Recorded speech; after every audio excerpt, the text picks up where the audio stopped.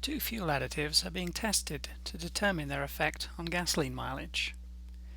7 cars were tested with additive 1 and gave rise to the following miles per gallon figures. 9 cars were tested with additive 2 and gave rise to the following miles per gallon figures. Use alpha equal 0.05 and the Mann-Whitney-Wilcoxon test to see whether there is a significant difference between gasoline mileage for the two additives. So the null hypothesis is that the populations are identical.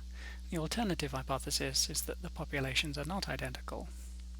The first step is to group the data and rank all the values from the lowest value to the highest value, and then separate out the two groups again. So if we do that, the ranks in the first group for additive 1 are 2, 6, 10, 1, 5, 7 and 3, and the ranks in the second group for additive 2 are 8.5, 4, 15, 14, 16, 8.5, 11, 13 and 12.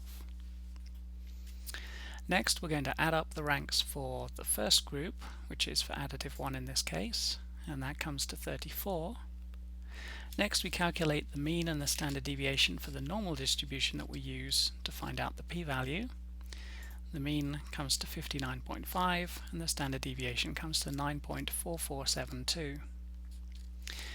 Next we have to figure out a p-value, and this is a two-tail test, but the sum of the ranks, since it comes to 34, it's less than the mean of the normal distribution that we're using, 59.5, so it's going to be in the left-hand tail.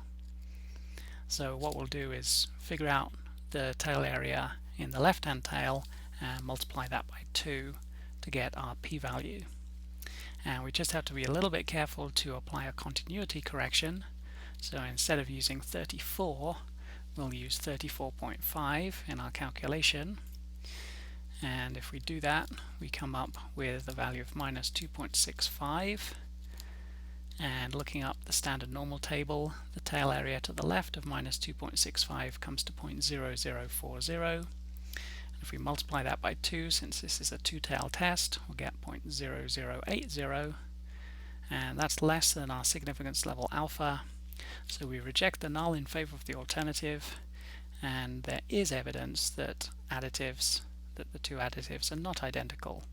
And if we look at the miles per gallon figures for the two additives, we can see that additive 2 tends to give rise to higher miles per gallon.